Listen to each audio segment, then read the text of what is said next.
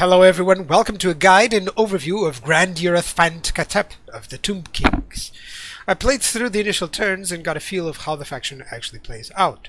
These are my conclusions, and in the end I'll show you some of the army compositions that I would try out. As always, this is not an in-depth guide, but will certainly help you out. Now let's go play with Grand Hierophant Khatep of the Tomb Kings. For our short victory objectives, we'll need to awaken all 4 legions of legend via the mortuary cult. Let me just show you here. Basically, they're talking about these 4 units, and you'll need all these resources. For example, exotic animals. You can find it here, or the let me show you the iron, where you can find it here. So you can see that it draws a path that you need to go through, basically. In addition, you need to occupy, loot, razor, sack 30 different settlements. Now, these are rather interesting requirements. You'll need to figure out how to do, but for the most part, you just need those specific resources and keep conquering. Now, achieving this gives you casualty replenishment rate plus 15%. It's really great in any circumstance. It will allow you to quickly replenish and to overcome any climate issues, for instance, that you may have. Now, the long victory condition is weird. You need to achieve the short victory condition, occupy, loot, razor, sack 75 different settlements, and then hold 11 settlements, including everything that is in the other side of the world. Basically, they didn't update this, probably. So you have the same for nearly all Tomb Kings. But for Khatep, it's a problem. It's not unlikely that you will gain, unless you migrate here. You can see that all of them are here, and you need to hold them. This is not about military allies as well, so you need to have even Lamia and Rosetta. So, yeah, you need to migrate over here in order to conquer those, and then to ensure that all these 7 buildings, the pyramids, are built, which are mostly around here. So it's not unfeasible that you will achieve domination before that. So yeah, slightly overlooked. Now, achieving this, if you do wish to achieve it, it grants you Winds of Magic Power Reserve Capacity plus 35. Of course, it's decent, but I don't know its usefulness. It's debatable, because by that time, probably you'll have everything that you need. It's just a buff that won't do anything for you. But well, now, as the Lich Lord of Khemri, these are the buffs that Grand Hierophant Khatep has.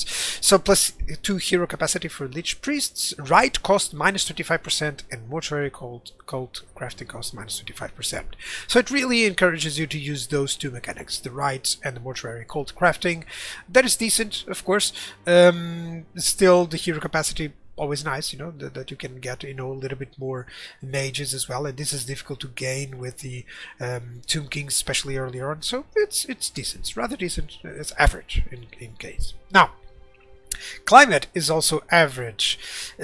You'll need, although Khatep does have mountains as suitable, so that helps a little bit. That does help a little bit. You can see there's a lot of yellow areas, red areas, even nearby you, which is a problem.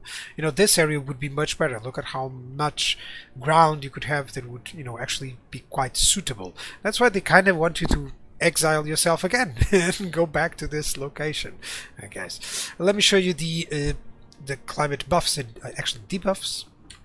There we go. Pay no mind that it's mountain or frozen. It's basically the same thing, as you can see there.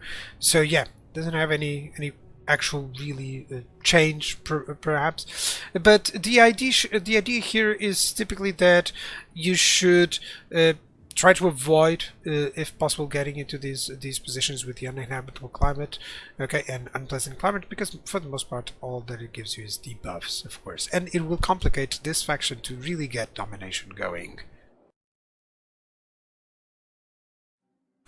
So your starting province is a 4-settlement province, which ensures you can actually get a nice solid base, even though it's quite lengthy and all around this invisible border here. It's quite spread out, not the easiest to defend, implying that you maybe have to be wary of several counterattacks. Expand too fast to Rothka Spire, and who knows what threats come from below, so be wary of that. Now, typical expansion is probably to control the mountain regions here. I would eliminate enemies and try to figure out who will become your friends. For instance, I'll need to eliminate the wood elves if they would become enemies, or if they will become friends, I'll just leave them alone. Maybe I'll gift one settlement or another to grant that, etc. That's sort of idea. You will slowly have to proceed south into Lizardman territory, even if it is just to achieve the short victory condition with those necessary resources there. So yeah, now of course nothing stops you from going further north, but except the climate. It's a little bit complicated, but it's really up to you. The Chaos Wasteland may be a problem, but it's, like I said, up to you. If you wish to go for the long victory, you already saw it. It's difficult. You'll have to migrate. Sometimes it may be an interesting campaign, so who knows? Who knows, you can pull it off. So the Tomb Kings are one of the neat factions to get allies, and it is difficult to talk about allies and enemies because you can nearly get everyone, really, unless not a lot of them have aversion towards you. It's kind of low. So yeah, so you can nearly get everyone, just like Cetra. You'll win favor mostly by fighting the enemies. So pay attention to this. Pay attention to who's at war. For instance, getting any treaties with the Dracula Coven here will put you at odds with the Heralds of Ariel. So perhaps the other way around. Getting into war with them will bring them as friends. So that's the sort of thought process that you need to have in order to gain some favor here. Okay. Now, outposts are rather difficult to recommend, but still, if you can manage some Skaven, these Wood Elves, for instance, maybe.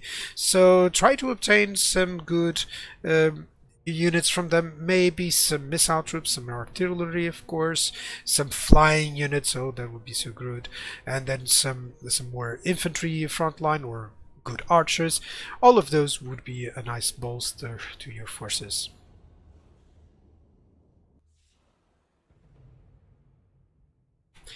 As for mechanics, ready for this one? Like in Cetra, no upkeep, zero, zilch, nada. Late game, you can just support as much as you can muster. Instead, you have limits to what the capacity of units that you can build via the buildings, via research, traits, and skills, who can also provide you with some unit capacity. Now, hero capacity also happens. It used to be a problem, but now has been resolved, sorta. All you need is these items in order to awaken more Lich Priests, more Tomb Priests, and Necrotechs. Of course, you need to awaken them first and then recruit them, so they're kind of expensive in the late game. Still solved, basically. Now, speaking of this mortuary cult, you acquire canopic jars. They are your currency, basically, a unique currency, and you use these to get items for your lords or heroes. So armor, enchanted items, some of them can change drastically how you fight, you know. So, you know, having someone using stalk, it's nice, of course. Someone having vanguard deployment, of course. So you can use all of these to try and get some different items and construct different lords and heroes that can have a different idea on the battlefield. So pretty cool. I love this. Now, speaking of rights, we have 4 of them. So the first one, the Incantation of Tahoth, gives you the availability of a Casket of Souls, great artillery unit, of course. Now, you also have +3 Lord Recruit rank and +2 Recruit rank. Always nice, especially if you're intending to make a new army. By all means, just pop this one up. The Lord's Recruit will have a little bit more skills, and you can recruit a Casket of Souls into him. You get the idea. The Great Incantation of Ptra. You also get a unique Necrotech hero, like it says, capable of colonizing runes at level 3. Now, this may seem little, of course, but still it's decent, because growth is quite a problem for the Tomb Kings, which implies that if you can have immediately level 3 settlements, it's really cool. Now, the Great Incantation of Xar is more of a defensive one. Everyone getting attrition when in your regions is really cool. You become immune to that attrition, and you do have the army ability, the Sand Veil, so to conceal units, which is really cool. Really cool. Everything here just screams such a vibe, you know. Ambush success chance, so suddenly everyone is suffering from sandstorms and they cannot see you coming. That's a cool idea. In addition, we also have a great incantation of Jeheb. This is the most basic that you should have at all times. Canopy jars per turn, growth, construction time, always cool, and you still have a direct damage ability with the Tomb Swarm. Really cool. Really, really awesome. Now, you are one of the factions that can accumulate the Books of Nagash. Now, these are pretty cool for you because they're quite nearby, most of them. So it's one of the factions that can actually go and try to collect the books really fast. You can see all the effects that they have there. It's really nice. But yeah, this is a pretty nice advantage. Imagine having all of those buffs that I just listed. Some of them are unit capacity, some are casualty replenishment rate. It's really cool. Now, lastly, let's talk about army capacity. With the research, each one of these will increase your army capacity by +1. So that's how you obtain army capacity in the first place. Now, in addition, you also have, of course, a new dynasty, the army capacity +1 that you need to awaken here, which is really cool. It's really cool. It's a decent way, but be wary because that implies that in the beginning, all that you can muster is one army. You only have this army for quite some time, so be wary. Also, the research rate will get reduced.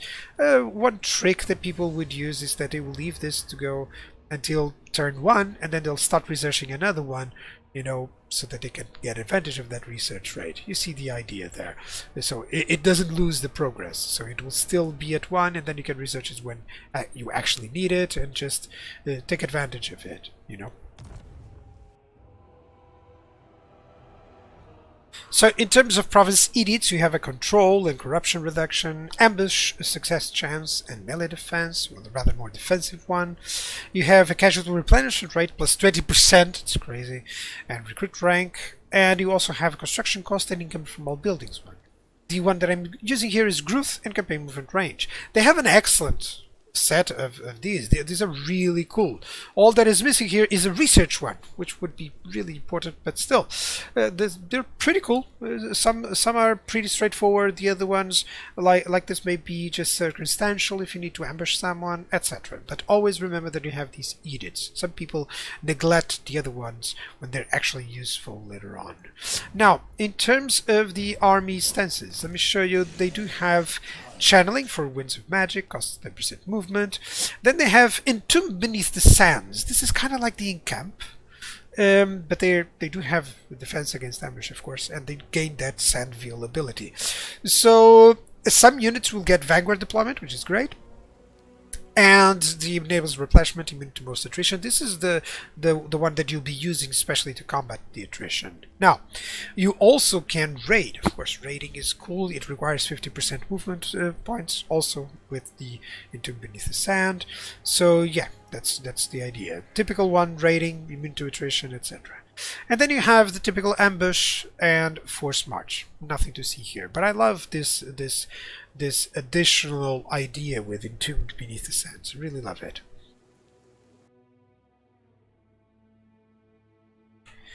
In terms of buildings, there's no special buildings for Khatep starting province. It's kind of sad because they would definitely benefit from a couple of good buildings here, but still. As for military, you have 10 specific buildings. Now, these are all intended to force you to build more to support extra forces. At tier 3, however, you already have catapults, you already have your best infantry, Tomb Guard, halberds, and you have Tomb Guards. You have Necropolis Knights, some good monstrous cavalry, some Tomb Scorpions now. These used to be tier 4, and these as well, so this is great now. Ushabti Great Bows, Ushabti. So you have options. You definitely have options already with tier 3. So most of these can easily be used for a lot of armies. That gives you great flexibility. Now the top tier ones are of course the single constructs, which is really cool. They're really staple in any Tomb King's armies. Now the infrastructure here, we have a control and corruption as well as unit capacity for carrion. Don't neglect carrion, especially in the early game. They'll be good, especially if you need someone to at least keep enemy flyers away for some time, you know. Growth, casualty replenishment rate in corruption building, have an income and campaign movement range. I love this edition.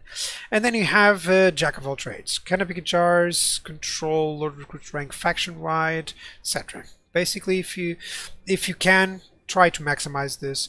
Of course, you may not have all the building slots that you need, but don't go. Always have at least a couple of these ones somewhere else. In terms of research, let's talk about the dynasties. It works slightly different. So each time that you unlock a dynasty, you get army capacity +1 and then lower research rate. Then you have this technology that always gives you some nice bonuses, as you can see. Now they're all different, of course, and it unlocks you getting some unit buffs. Basically, you can see here. It also unlocks the hero capacities. That's a problem because these are all the heroes that you could unlock. It's not too many. It's 5 of each. 1, 2, 3, 4, 5, 6. 6 of each. Sorry. So that was an issue basically in Warhammer 2. Now corrected in Warhammer 3. Now you also unlock specific lords, which I love. Like, all of these have different traits. As you can see there, this one is good with Cambrian War Sphinx and Necro Sphinx, so maybe I'll give him those units. Or this one is good with Ushabti Great Bows and Ushabtis. I'll use those units for Lamizaz of the 4th Dynasty. You see the idea?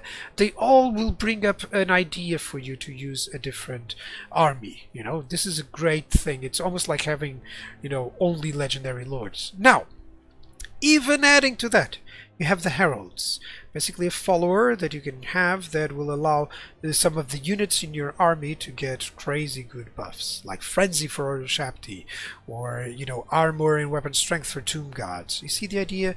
Further enhancing the customization that you can have actually with your armies. As for your lords, as always, we have the legendary lord or lord specific ones, the yellow line or casta, the red line or the army buffs, the blue line or campaign buffs. Now, Khatep can get very good skills that affect your army, but also they give some spells, like you see here, some unit capacity for tomb gods, some hero capacity and rank for heroes, for lich priests in this case. He also can give you the canopy jars generated, can give you research rate, which is excellent, some winds of magic. So yeah, several small buffs that are really important, you know. Now the blue line has immediately the replenishment rate in the first line, and then you have some canopy jars here, okay. And the second part I don't find it too important, really, because you don't have any upkeep. It lacks a little bit here. Maybe if you go for lightning strike, that would be an idea, but I rarely go into the second part. Perhaps a case can be done also for attrition because of the climate. It's always up to you. Now, red line skills, they're quite decent and relatively inexpensive. This helps as your lord has a lot to spend on, especially spells. Remember that due to heralds, trade specific abilities, you have a tremendous variety of units, and the sun will be great, and you can generate good and varied armies with them. Now, as for heroes, let me show you here. Oh, actually, I cannot show you here. Let me show you here. You have 3 possibilities, mainly a good melee hero. Necrotects buff the construct units. They can heal them, which is really cool. They give them some buffs as well. And the Lich Priest, of course, you have 3, but then later on you can get the Lich Priest of Shadows. This comes with a Book of Nagash, if I'm not mistaken. Let me see this. The 6th Book of Nagash on the White Tower of Hoeth will give you the Lich Priest of Shadows hero recruitment. So keep in mind that Shadows is always an awesome one to have. So here we have the red line skill tree for the Tomb Kings. It's rather a short roster, reminds me of the Norska one, but they have quite some good units and can have some cheap combos within these skills. Note how both the low tier and the high tier units are on the same skill line in many cases, like low cavalry, high quality cavalry, you know. This helps to ensure that you can select these ones while still having skeletons, and then you'll have the same one for the tomb guards, which is really cool. That's a decent idea. You'll benefit from selecting these skill sets throughout the game. Now, Khatep has a series of buffs, small buffs for Shabti, Nehagar warriors, skeleton warriors, etc. Skeletons and tomb gods. Some for the horsemen as well and the chariots. So why not give them some decent types of ideas? So one regarding the tomb gods, one with the Shabti units here, then another one. Let's give them just different ideas such as chariots to run around, or let's give them some Cambrian war sphinx, since you also get them from buffing the chariot units. So yeah, that sort of idea will also happen. Of course, note how expensive those are in terms of redline skill. I'd say this is still average. For instance, this one would be probably the most likely one that I would use to benefit from all this and all the buffs. So yeah, that would be the idea. Now, here are some different army types ones. By the way, always a disclaimer, I just put the basic ones. I always have like a lord and then a melee hero and a caster hero. That's kind of my go-to thing, but nothing stops you from having different ones there. It would be impossible for me to plan those out all the time. You know, just reserve a slot for a caster hero and a melee hero or someone to hunt down enemy heroes or lords, basically. So you can have a support one by all means, you know, whatever you prefer. So this is more of a basic, using some constructs, some archer units there, of course. This is more like the one that it would have with Hierophant Khatep, you know, or you know, just a basic tomb guard with some necropolis knights here, some catapults for some range. That would be a nice idea, and then some only construct builds here. You can check how I actually got 2 necrotects there just to help, and then something more for the early game, you know, perhaps. These ones just to get some bone giants versus the single entities. They are good for that. So yeah, well, you can always have some combinations, and note how cheap they are in terms of redline skills as well, which helps. Remember also that you'll have the heralds, you'll have the specific lords. Add all those up and decide the best combination for you.